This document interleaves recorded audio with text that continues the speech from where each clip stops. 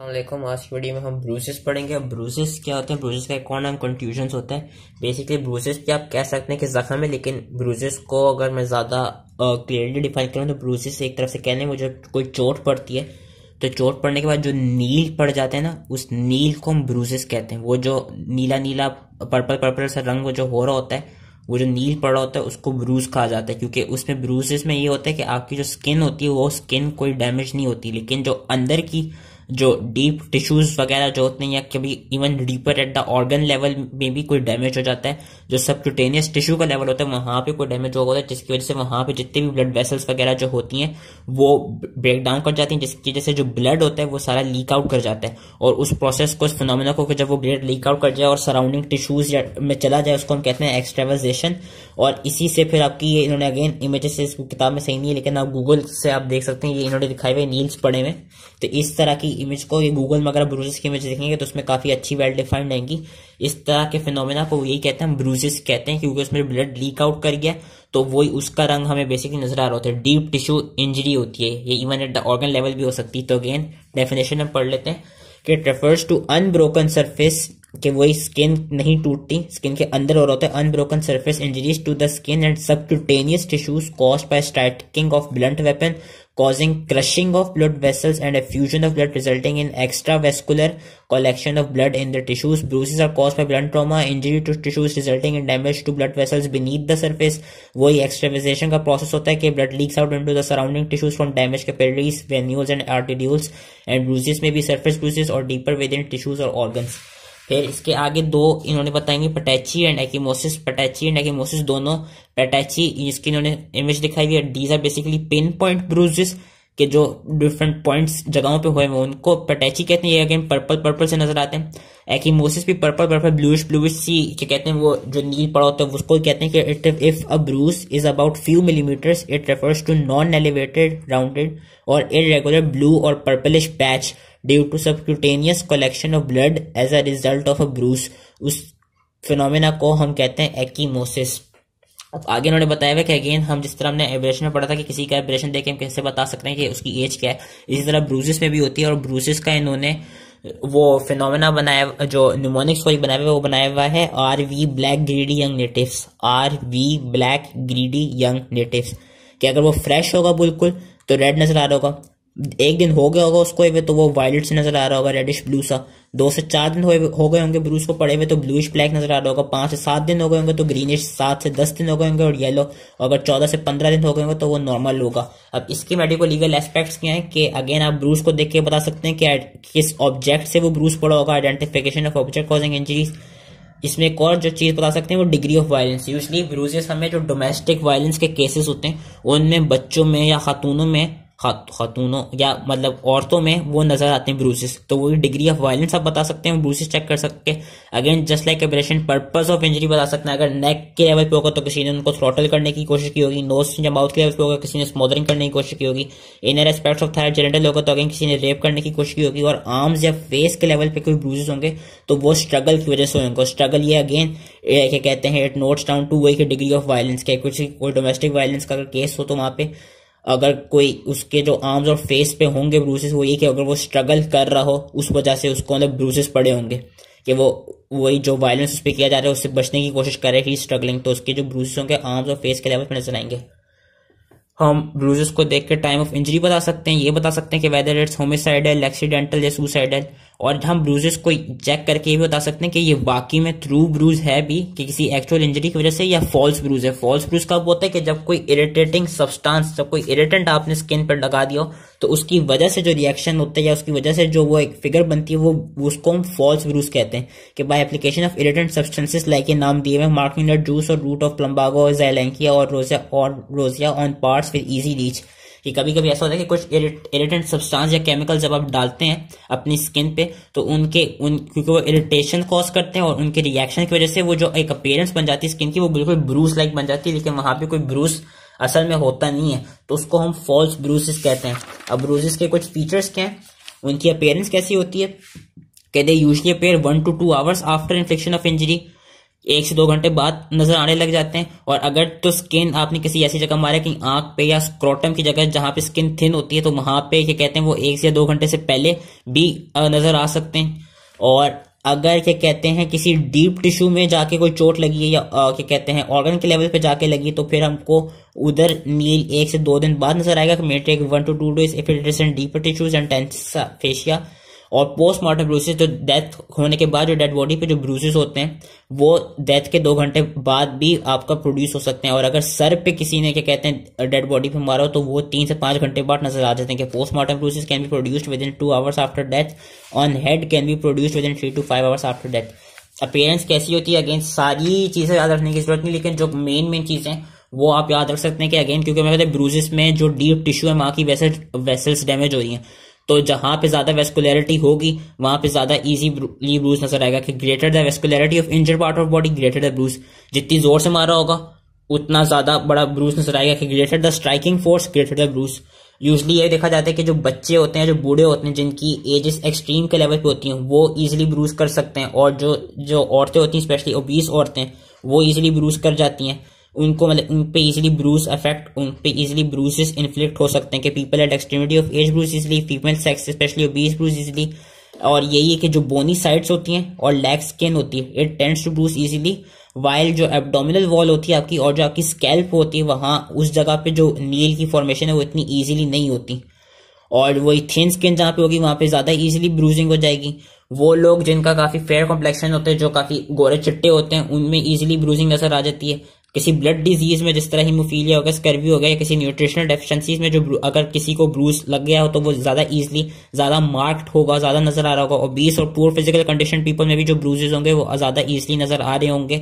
और ये last point मेरे से ये वाला पॉइंट याद नहीं हो रहा था, लेकिन ये कि ब्लिस्टर्स में form over contused part if it is due to oblique blow और फ्रैक्चर ऑफ अंडरलाइंग बोन। के वही कि अगर ऐसा ब्रूज लगा हो, इसके भी ये वाला पॉइंट में से याद नहीं हो सकता, तो इसको आएगा एक तरफ से रट्टा वाली जगह कि उस जगह पे जो ब्रूज है कि देर ऐसा चांस के वहां पे कोई छाला वगैरह प्रोड्यूस हो जाए कि ब्लिस्टर्स में फॉर्म ओवर कंट्यूस यानी bruise part if it is due to oblique blow और fracture of underlying bone. Site, again site of injury पता चल सकती है हमें ब्रूजेस देख के। और यही कि अगर फोरहेड के लेवल पे हुआ है तो उससे ब्लैक आई प्रोड्यूस हो जाती है, और अगर काफ या लेग के लेवल पे हुई तो वही वो जो पर्पलिश नील नजर आ रहे होंगे, एक्यूमोसिस जिसको हम कहेंगे, वो अराउंड एंकल नजर आ रहे होंगे। Size it varies from pin point two large collection of blood.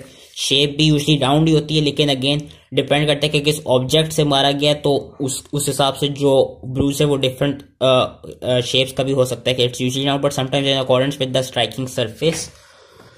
As of bruise वही कि आप माइक्रोस्कोपिक एग्जामिनेशन से देख सकते हैं कि by noting changes in extravasated RBCs and extent of reaction observed in wandering and fixed tissue cells के जो एक्स्ट्रावेजेटेड आरबीसीज हो गई हैं जो लीक आउट कर गई, और आसपास के टिश्यूज को देख के आप पता कर सकते हैं कि एज क्या हुई होगी ब्रूज की।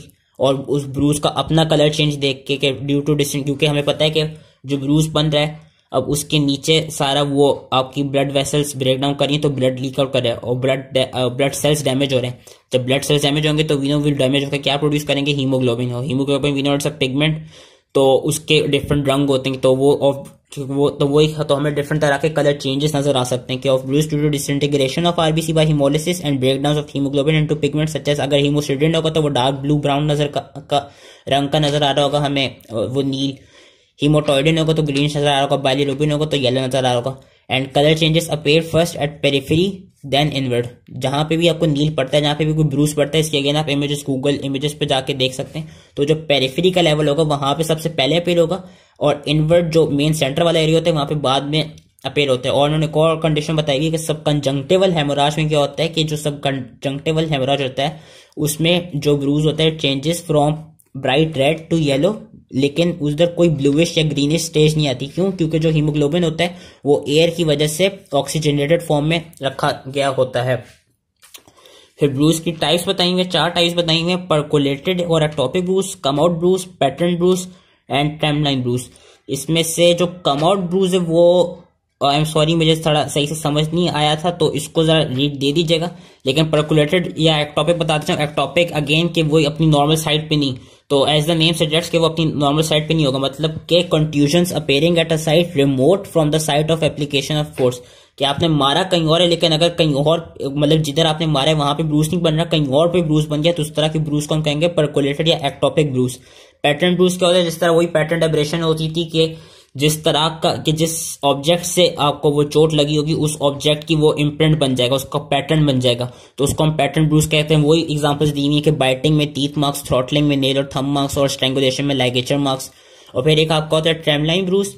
ट्रेमलाइन ब्रूस क्या होता है, it's a bruise consists of 2 parallel linear bruises separated by a paler undamaged section of skin. ये तब देखा जाता है कि अगर किसी को डंडे से किसी मारे तो उस केस में होता क्या कि जिस जगह पे डंडा लगा होगा ना वहां पे यूजली स्किन पेल होगी, लेकिन उसके आसपास जो कि उसके आसपास ब्रूजिंग हुई हुई होगी कि this type of injury occurs when the skin is struck with a rod shaped object which. उससे होता क्या है कि it squeezes blood from the vessels at the point of impact thus emptying them and preventing them from leaking blood। लेकिन जो edges होते हैं, the edges of the wounds are stretched and blood vessels are torn causing blood to leak into the surrounding tissues। और इसकी वजह से होता क्या है कि वही जो आपका ये एक ट्रेम लाइन तरह का ब्रूज बन जाता है कि पैरल की जिधर साइट ऑफ इम्पैक्ट हुआ है वहां पे स्किन पेल होगी, वहां पे कोई ब्लड वेसल्स नहीं डैमेजिंग, लेकिन जो उसका आसपास का एरिया है वहां पे ब्लड वेसल्स जो है वो डैमेज हुई भी होंगी। फिर आगे को आ जाती हैं आपकी ट्रू ब्रूज और फॉल्स ब्रूज में क्या डिफरेंशिएशन है। मैंने अभी पहले बताया था कि फॉल्स ब्रूज वो ब्रूज होता है कि जब कोई इरिटेंट आपने स्किन पे गिरा दिया तो उसकी वजह से वो जो स्किन की अपीयरेंस होती है वो ब्रूज की तरह की हो जाती है। तो सिंस इरिटेंट की वजह से होती है तो जो इचिंग होगी, इसका उन्होंने निमोनिक बनाया हुआ है ICMTVCCC, जो कि बहुत अजीब सा निमोनिक है, लेकिन ये इस चीज का निमोनिक है कि इचिंग ट्रू ब्रूज में एब्सेंट होगी, फॉल्स ब्रूज में प्रेजेंट होगी। क्यों? क्योंकि इरिटेंट की वजह से हुआ तो वहां पे खुजली होगी, इरिटेशन वहां पे कॉज होगी, तो इचिंग फॉल्स ब्रूज में होगी। साइट ट्रू ब्रूज कहीं पे भी हो सकता है, false bruise at accessible parts only, जहां पे क्या कहते हैं एक्सेसिबिलिटी है कि आप कोई इरिटेंट लगा सकें सिर्फ उन्हीं पार्ट्स में फॉल्स ब्रूज नजर आएगा। ट्रू ब्रूज वेरस जो ट्रू ब्रूज है वो कहीं पे भी हो सकता है। एक्कीमोसिस स्वेलिंग जो है वो ट्रू ब्रूज में प्रेजेंट होगी, फॉल्स ब्रूज में प्रेजेंट नहीं होगी। Extravasation of blood again true bruise में प्रेजेंट होगी, फॉल्स में प्रेजेंट नहीं होगी, क्योंकि विदों की जो फॉल्स ब्रूज है वो किसी केमिकल की वजह से हो रहा है। मार्जिन्स जो होंगी वो ट्रू ब्रूज में वेल डिफाइंड होंगी, ऑब्वियसली फॉल्स ब्रूज में होंगी ही नहीं। जो टेस्ट होंगे केमिकल के वो ट्रू ब्रूज में हमें नेगेटिव मिलेंगे, लेकिन फॉल्स में पॉजिटिव मिलेंगे, क्योंकि हमें फॉल्स ब्रूज किसी केमिकल्स की वजह से ही मिल रहा है। वेजिकेशंस यानी कि वेजिकल लाइक अपीयरेंस जो होगी या ब्लिस्टर लाइक अपीयरेंस जो होगी वो ट्रू ब्रूज में हमें नहीं मिलेगी, लेकिन फॉल्स ब्रूज में मिलेगी। At the hair root colour changes again true bruise में प्रेजेंट होंगी, फॉल्स ब्रूज में नहीं होंगी। कोगुलेशन ऑफ ब्लड भी ट्रू ब्रूज में ही प्रेजेंट होगी, फॉल्स में नहीं होगी। और कंटेंट में वही हमें ट्रू ब्रूज में एक्स्ट्रावेजेटेड ब्लड मिलेगा, वेरस फॉल्स ब्रूज में सिर्फ सीरम आपको मिलेगा। अब डिफरेंसेस क्या है एंटीमॉर्टम और पोस्टमार्टम ब्रूज में? स्वेलिंग ऑफ टिश्यूज एंटीमार्टम में बिफोर जो डेथ होती है उसमें ऑब्वियसली प्रेजेंट होगी, पोस्टमार्टम में नहीं होगी। कलर चेंजेस भी बिफोर एंटीमार्टम में प्रेजेंट होंगी, पोस्टमार्टम में नहीं होगी। एपिथेलियम एंटीमार्टम का एब्रेडेड मिलेगा, पोस्टमार्टम का एब्रेडेड नहीं मिलेगा। मार्जिन्स इसकी डिफ्यूज्ड होंगी, वेयरएस पोस्टमार्टम की शार्प एंड वेल डिफाइंड होंगी। और ये सब क्यों है? क्योंकि पोस्टमार्टम में वीनों की सर्कुलेशन नहीं होती, रुक जाती है, वैसे एंटीमार्टम में ब्लड सर्कुलेशन होती है। एक्सट्रावाजेशन जो होगी वो अगेन इसी वजह से एंटीमार्टम ब्रूज में मिलेगी कि blood into through skin and subcutaneous tissue, whereas postmortem bruise में आपको नहीं मिलेगी। Site it could be anywhere in antemortem bruise, whereas postmortem bruise का it is mostly restricted to bony prominences. Time any time during life, whereas postmortem का मैंने भी बताया था कि usually occurs within 2 hours, लेकिन अगर सर पे लगी हो तो फिर within 3 to 5 hours after death. और टिश्यू रिएक्शन अगेन जो क्लॉटिंग ऑफ ब्लड है वो due to blood circulation antemortem bruise में मिलेगी, पोस्टमार्टम ब्रूज में नहीं मिलेगी। So that was it. I hope bruises easily समझ में आ गए हों and thank you. This is bruises भी एक और ही क्या कहते हैं, अभी हम मैकेनिकल इंजरी ही पढ़ रहे हैं, पहले हमने एब्रेशन पढ़े थे, अब हमने ब्रूजेस पढ़ी। अब इंशाल्लाह नेक्स्ट वीडियो में हम पढ़ेंगे laceration. So that was it. I hope easily समझ में आ गया हो। Thank you.